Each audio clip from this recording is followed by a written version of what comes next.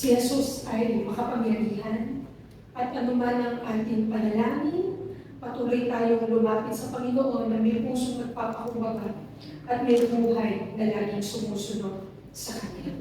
Dito po sa ating binasa sa John chapter 14 verse 6. Ito po yung kung saan is a very popular passage. This one statement is a theological statement na pinakilala ni Jesus kung sino siya, ano yung attributes niya, ano yung nature niya. Jesus said, I am the way, the truth, and the life. Pwede po ba natin muling basahin? I am the way, the truth, and the life.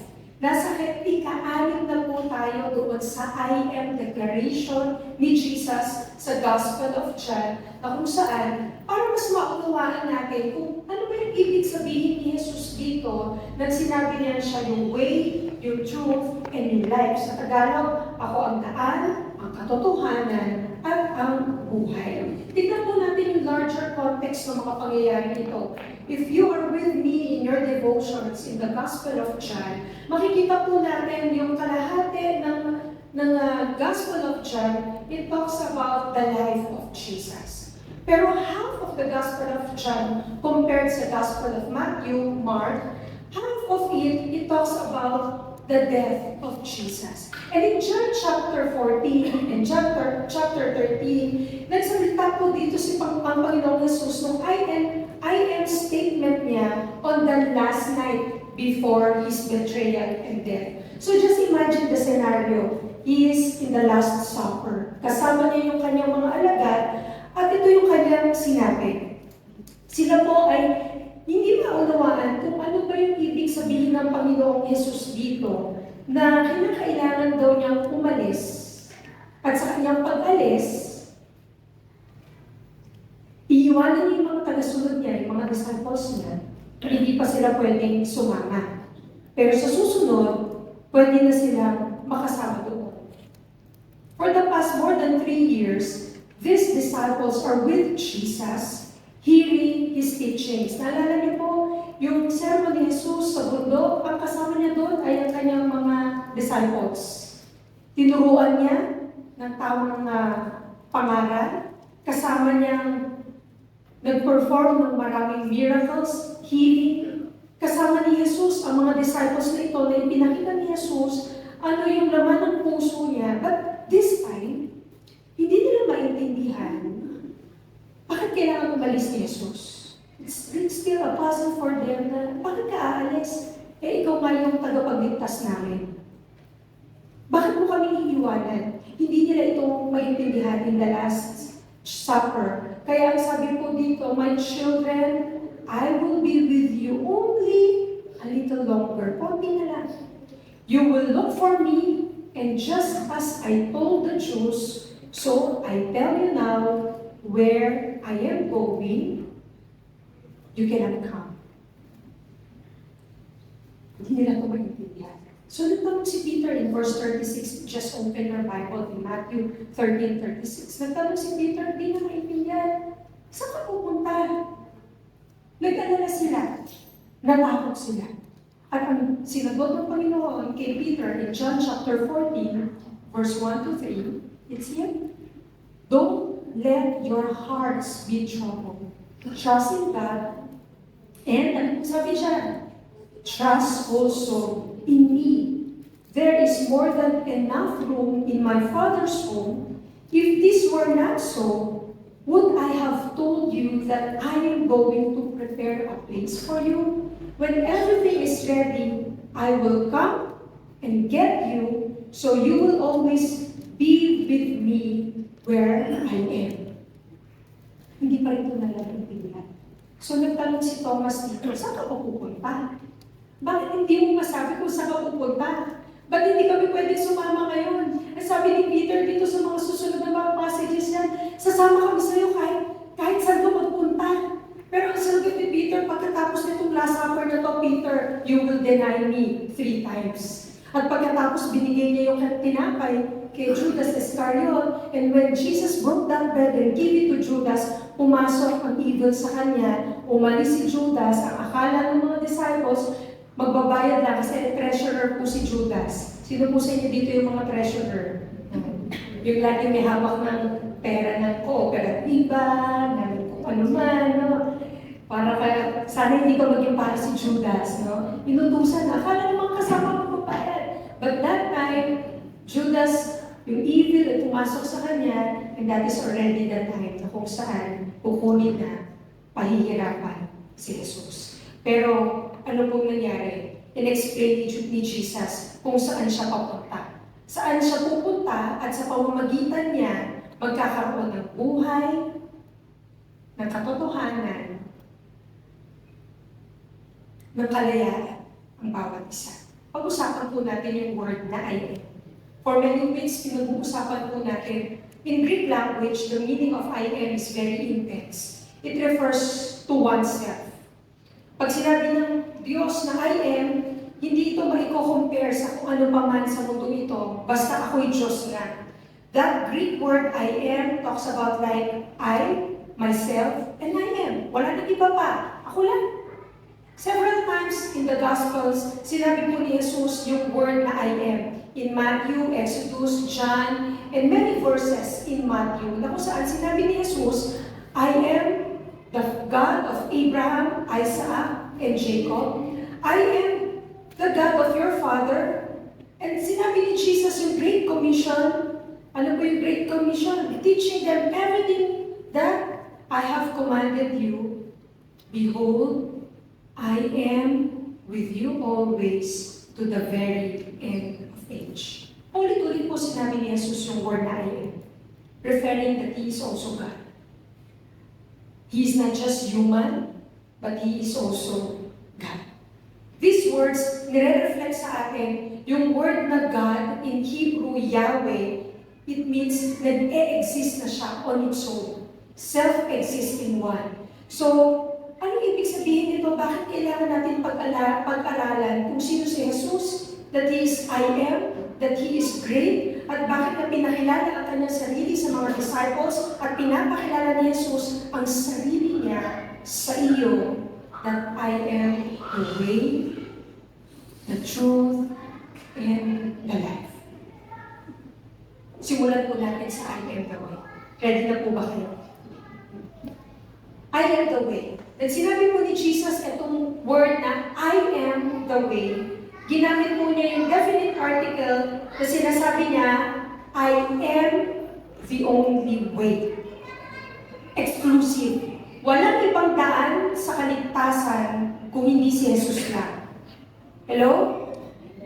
Alam niyo ba, in our generation and even in other countries, many believe that as long as you have God, we call it in theology, the pluralism, as long as you're calling to God, there is salvation.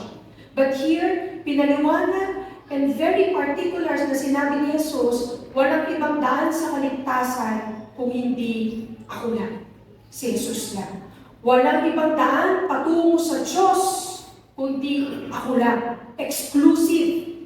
There's no other way. Hinighlight ng Panginoong Yesus dito yung sin ng bawat isa. Yung sin ng mga tao that we are sinful by nature.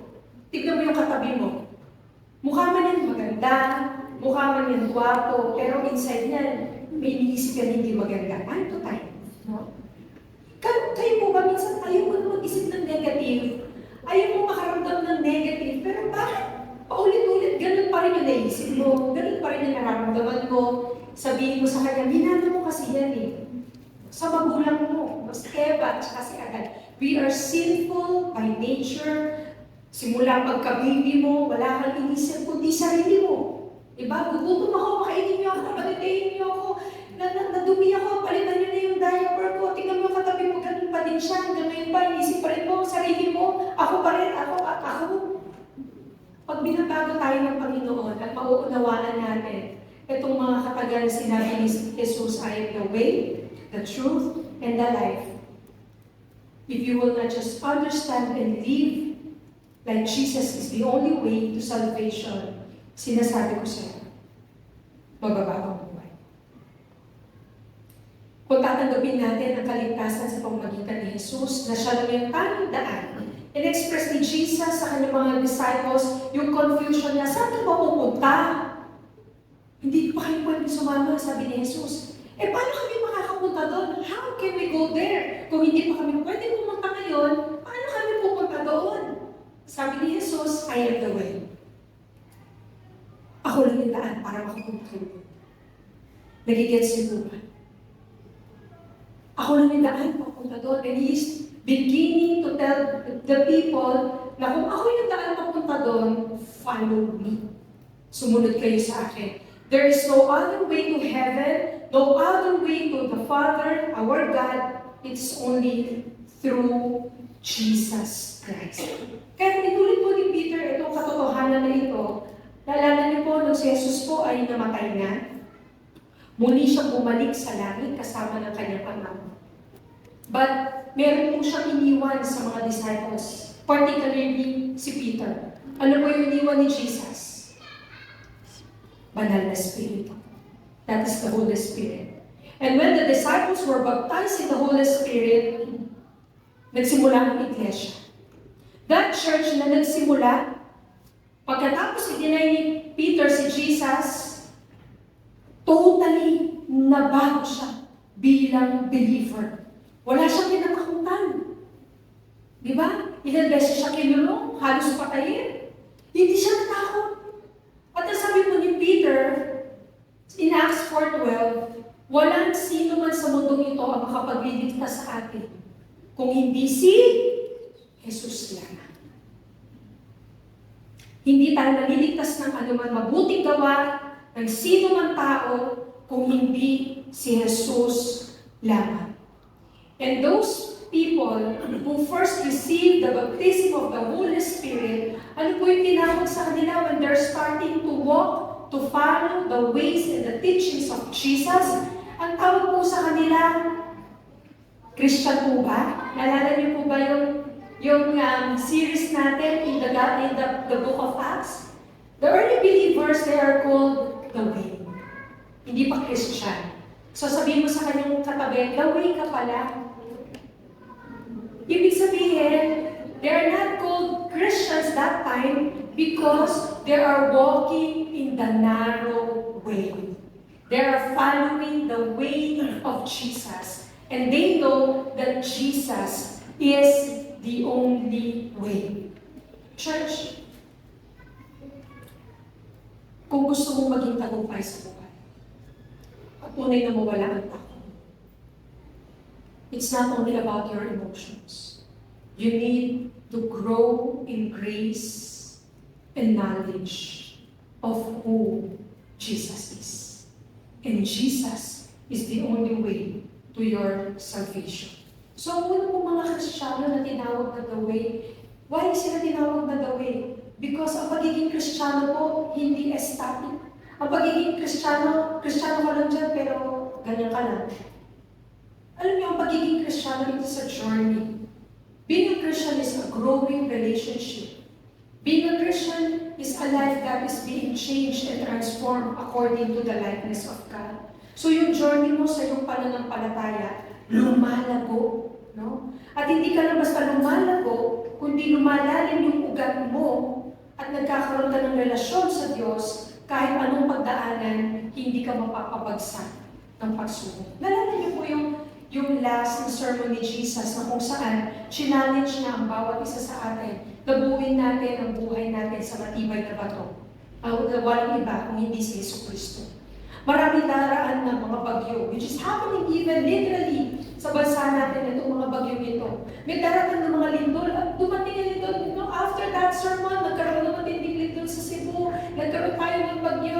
Pero kung babalikan natin yung personal na buhay natin, yung bagyo, yung mga paglindol, ito yung lahat ng pagsubok mo sa buhay mo at nasusukat at mapatutunayan kung tunay ang pananampalataya mo sa Diyos kapag nasubok. Iiwanan mo ba si Jesus? Hindi ka na ba maniniwala sa Kanya? Jesus is the only way to God.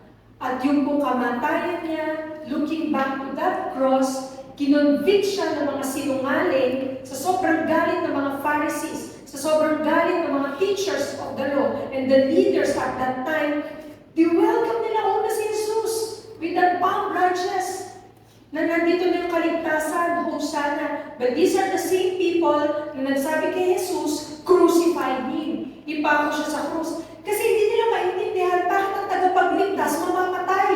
Hindi nila maintindihan bakit ang tagapagligtas nasa package ng humility at kahirapan. Ang ina-expect ng mga Hudyong tagapagligtas sa isang hari na nakasakay sa horse, in the chariots, a warrior who will help them doon sa political and physical na pinagdadaanan nila.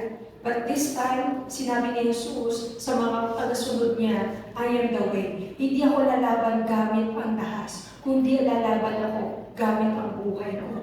Mamamatay ako dahil ang aking kamatayan ang magbibigay ng kaligtasan sa inyo. Mamamatay ako dahil ang kamatayan ko ang magiging daan para makilala niyo ang Diyos. I am the way and the only way. Second, sabi ni Jesus, I am the truth. We believe in many sermons of Jesus that He's telling the truth. But He's not just a teacher of the truth or seeker of the truth, pero sinabi ni Jesus dito, I am the truth. What does it mean na sabihin ni Jesus na ako ang katotohanan? This is the ultimate revelation ng Panginoon Diyos na sa mga tao, ako ang katotohanan. Lahat ng sinasabi ko, totoo. Lahat ng ginagawa ko, totoo. Lahat ng pangako ko, totoo. Ginround niya yung sarili niya sa katotohanan na sa Kanya ay walang kasinungalingan at walang pagpapanggap. Kaya sinabi ni Jesus, I am the truth. Dito po sa mundo natin na puno-puno ng kasinungalingan. Ikaw, minsan na punong-puno ng pagpapanggap.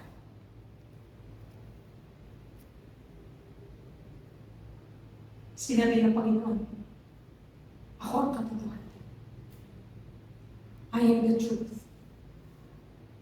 When you become more educated, when you go to college, when you study a lot of philosophy, diba nagiging pilosopo ka? Hello? Eh, mga anak natin, pag mas mataas ang pinag-aralan sa atin, mas matalino pa sa atin, o sagot-sagutin natin, pilosopo eh, no?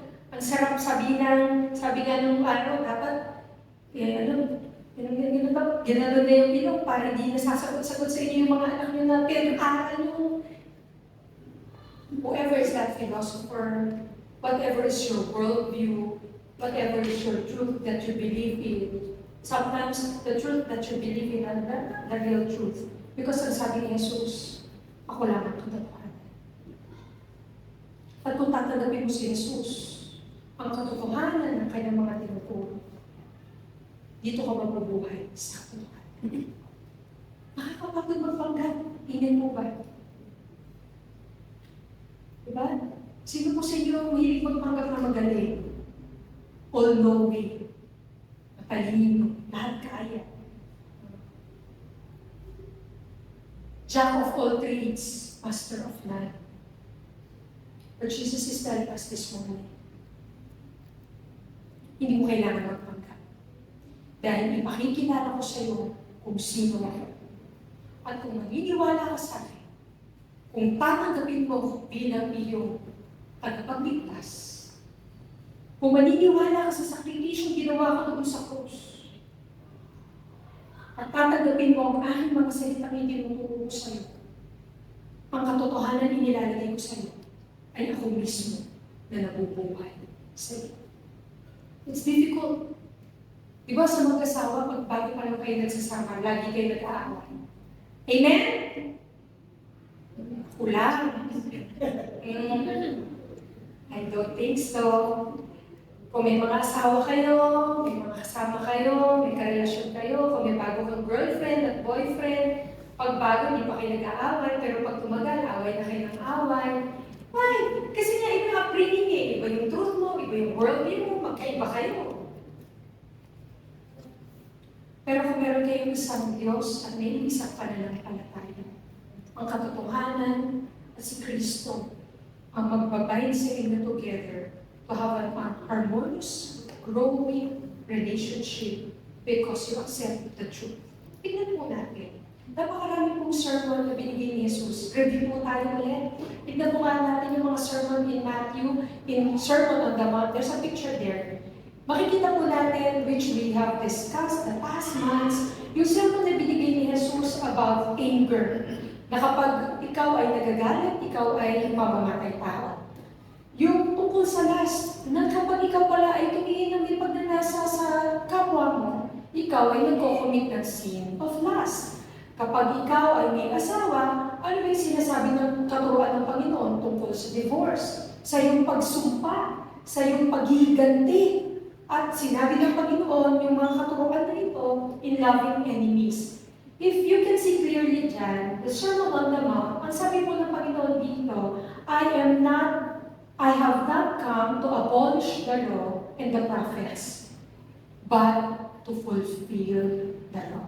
Naparito si Jesus, hindi para baliwalain ang mga law na binigay ng Diyos sa bansang Israel sa pamagitan ni Moises, yung Ten Commandments. Kundi naparito siya sa mundong ito para i-fulfill niya lahat ng batas na ito na sa pamamagitan ng buhay ni Jesus, ng katotohanan, matututunan natin magpatawad at hindi mabuhay sa galit. We can live a pure life that we will not look at the woman with lust, but we will just close our eyes at titignan na lang natin yung asawa natin. Amen po ba?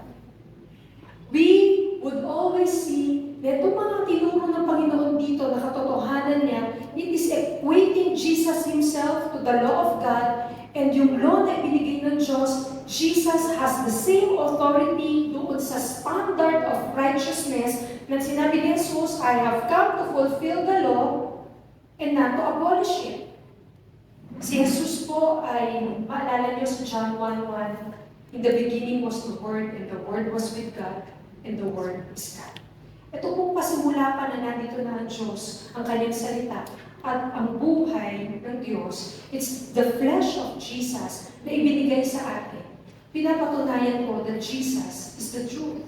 Sabi po sa Psalm 119 verse 142, sabay-sabay po natin basahin. Your righteousness is everlasting, and your law is true. Maybe some of us are still confused.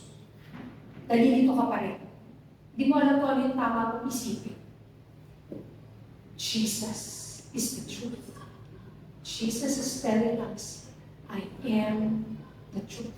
Walang ibang katotohanan kung hindi ako. Hindi ako sinungaling, ako ang katotohanan, ang lahat ng ginawa ko totoo, ang buhay ko totoo, ang sinabi ko totoo, ang pinangako ko totoo, kaya gagawin ko yan. He is the ultimate truth, and if we will follow this truth, we will learn about from God, this truth will set us free from the darkness of sin. Church, panghawakan si Jesus bilang katotohanan ng inyong buhay. Sabihin mo sa katabi mo, pag nag-away tayo, babalik tayo sa totoo. Hawakan mo siya. Sabihin mo sa katabi mo, pag nagtalo tayo, lagi mo kinokontra eh. Babalik tayo dun sa totoo. Saan yung totoo? Sa word ng Lord. Because this is Jesus. The only truth. Amen? Ay, mga babae, pag nato emotion na.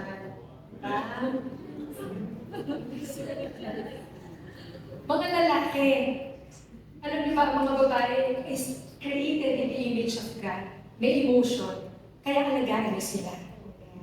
Huwag tayo magpapadayag sa emotions, na sobrang mga sarili natin prinsipyo. Alam niyo, how our church right now, all this teaching, I want you to have this biblical principle.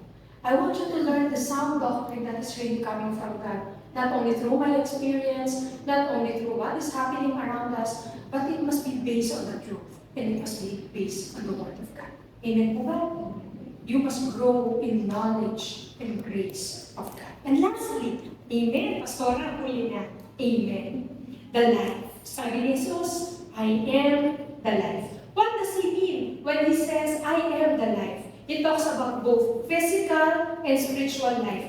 Binigyan ng significance ng Panginoong Jesus dito na kung ikaw ay lalakad at hayaan mo si Jesus ang maging daan sa iyong kaligtasan at kung paniniwalaan mo ang kanyang buhay at ang kanyang mga sinabi at ito'y ipapabuhay mo, magkakaroon ka ng buhay. Amen? Hindi ka lang basta buhay physically. Kung hindi yung buhay mo na parang walang halaga, walang gana, kapag tinanggap mo si Jesus, magbabago. Your life will never be the same again kasi bibigyan ng Panginoon ng meaning, ng purpose ang buhay mo. That's the reason kung bakit pumunta si Jesus sa tomb. Bakit siya namatay? Bakit siya nagsakripisyo? Why He willingly offers His life? Hindi po siya, sapilitan na sa ayaw mo, sa gusto mo, gawin mo yun. Hindi. The grace and the goodness of Jesus, hindi natin kaya sukatin na pumayag siya na mahirapan. Pumayag siya na Diyos siya, na katawang tao siya at maging tao siya. Alimustahin, pagtawanan, duraan, saktan, talikuran, baliwalain ng lahat ng minahal niya. He willingly accept yung plano ng Diyos para sa Kanya for the world to see who God is. And God is holy. With the holiness of God, we cannot reach God. If you will study the Old Testament, bago po kayo makasamba, mag-aalay kayo ng maraming sa katerbang hayop for the sin offering, the guilt offering, even yung fellowship offering. You need to offer animals, you need to offer bloods that are blameless. Pero lahat ng ito, tinapos at ginawa ni Jesus. That's why now you can sit there, you can ask the Lord to see His face, you can pray directly to God through His Son, Jesus Christ, dahil sa buhay na ibinigay at sinakripisyo ni Jesus doon sa cross and sa tomb. His death is not eternal death, but for a couple of days, nandun siya sa libingan, muli siyang nabuhay. Pinakita niya sa atin na hindi siya mamamatay dahil pang walang hanggan ang buhay niya. And you can also have that life.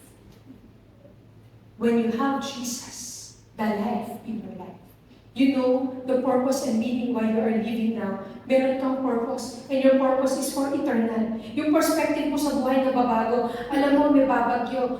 Ang kulit ko po, lagi kong sabi, mag-prepare tayo.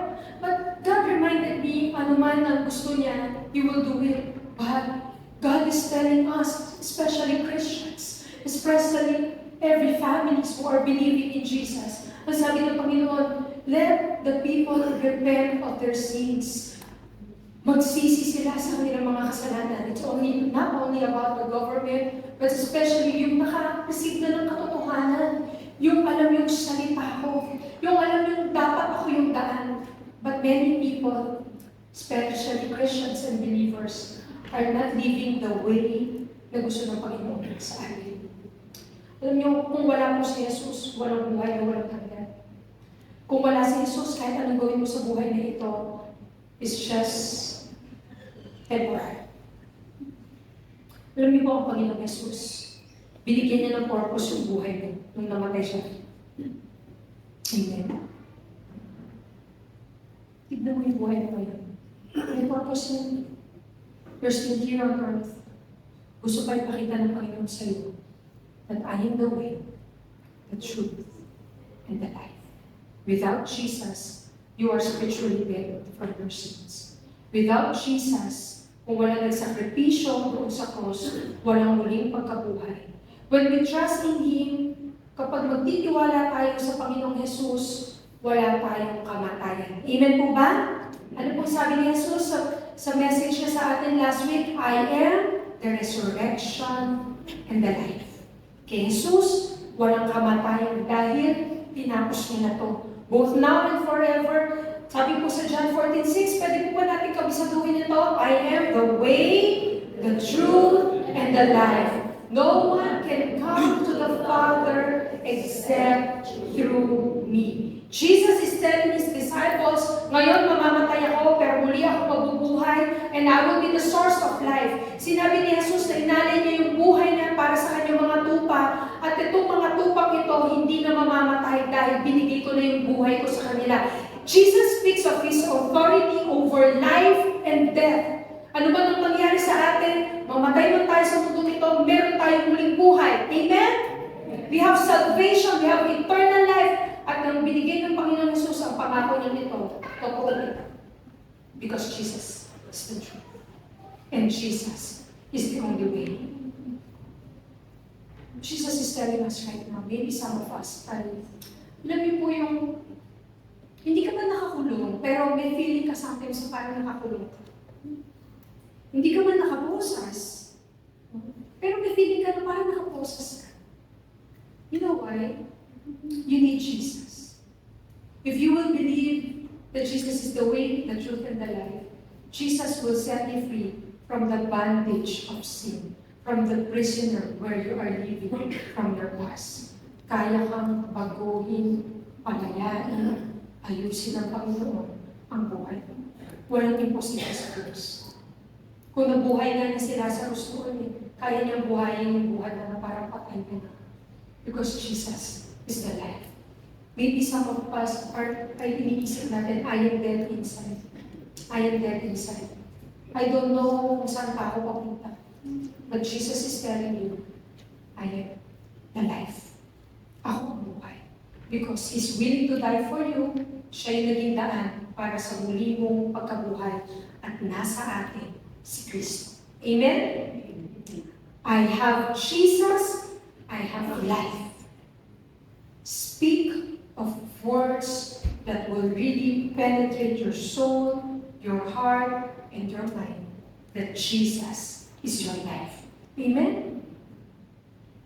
These words na sinabi ni Jesus, declaring, I am the only way to heaven. I am the only measurement. Ano ba yung righteousness? I am the source of physical and spiritual life. Bakit po sinabi ito ng Panginoong Jesus? Para ipakita sa atin na hindi lang siya naglikha ng mundo ito, kundi siya ang tunay at nag-iisang Diyos na karapat-dapat natin sambahin at pag-alaya ng buhay. Ano po nangyari sa mga disciples pagkatapos po nito? Jesus knows these disciples will face dark days in their lives. Lahat po na sumunod kay Kristo, alam niyo, matindi ng pagkamatay nila. Pinugot ang ulo, pinako si Peter, pabaliktad. No? Ang titindi po. Kaya ba natin mangyari sa atin? Di ba bumagyo nga na ayaw na natin magsimba? Sana maaga matapos si Pastora para makauwi na tayo. Yun lang, yung pag mainit, mapapawisan kami. Kami yung group na natal, may people niya ako makikita ko ni Crush, may people di mo na ako mag-church. It's very funny but it's real. You know why? Sometimes our knowledge and relationship of who Jesus is too shallow. Ma-offend ka nga na sa kapatid mo, ayoko na maging Christian. Ganyan pa lang mga Kristiyano, di na ako nagsisimba. Ayoko na! Give up na ako, ayoko na mag-serve. I don't want to serve the Lord. Huh? Bakit? Saan ka nakafocus? Sa sarili mo. I'm telling you right now, right? You don't need to focus on yourself. Focus to Jesus. Doesn't matter anong sabihin sa akin, I will serve the Lord. Doesn't matter kung anong tingin sa akin, I will focus to Jesus. Lord, baguhin mo pa ako. I will focus on you because I have decided to follow Jesus. I am a believer. I trust in His Word. I will follow Jesus. No turning back. I will follow Jesus because I know He is the only way to salvation. I will follow and believe in the words of Jesus because He is the only truth and there is no other truth apart from Jesus. And I will live my best life now because I have Jesus in me. Ano man ang mangyari sa buhay natin, ano man ang pagdaanan natin, bagyo, sakuna, ano man ang mangyari, just imagine these disciples, they died, iba-iba ang kamatayan nila, pero dahil dito, napalaganap ang mabuting balita na si Jesus ang tunay na Diyos. Hindi ang kamatayan nila ang pumigil to spread the love of Jesus, kundi yung kamatayan nila ang naging daan na patuloy maniwala ang mga tao na tanging si Jesus nga ang daan, ang katotohanan at ang buhay. You know why Jesus wants to really understand this lesson, this simple yet profound and powerful claim of who Jesus is? How do we apply this today? Tulad po ng mga disciples long ago, maybe you will also face a lot of hardships in life, especially in your faith in the Lord. How do we apply this today? Very simple. Number one, accept that Jesus is the only way to salvation. No other way. Itong katotohanan na to, encourage tayo na magtiwala lamang sa Panginoon. At habang nagtitiwala tayo sa Kanya, we can experience true peace and eternal life because we believe in Jesus. Second, ano po sabi dyan? Pakibasa? Bilang mga followers ni Kristo, kailangan po naka-align yung buhay natin sa teachings ni Jesus. Amen? Hindi sa feelings mo, hindi lang sa gusto mo, kundi babalik tayo sa katuruan ni Jesus. The truth of Jesus should guide all our decisions. Kapag nagtatam ka na naman gawin yung gusto mo, balikan mo. Paano ba ako magkakaroon ng wisdom? Ano ba gusto ng Panginoon na maging behavior ko? Di ba tinula ni Jesus yan sa Beatitudes? Di ba ibinigay niya sa atin yung batas? Ang ganda po ng Bible. There's a part here na sabi ng Panginoong Jesus, bago siya umalis at parusahan. He commanded all His disciples, "This new command I give you." It's I think in 13 or chapter 14. Sabi ni Jesus, love one another. If you love one another, you are my real disciples. Sabihin na po natin, love one another. Medyo lakas na natin ng konti. Love one another. So Lord, increase ang faith. Ang hirap ka mahalin ang katabi ko. Ang hirap mahalin ang nasa likod ko. Ang hirap mahalin ang nasa harap ko. Pero sabi ng Panginoon Jesus, you would know that you are my real disciples if you love one another.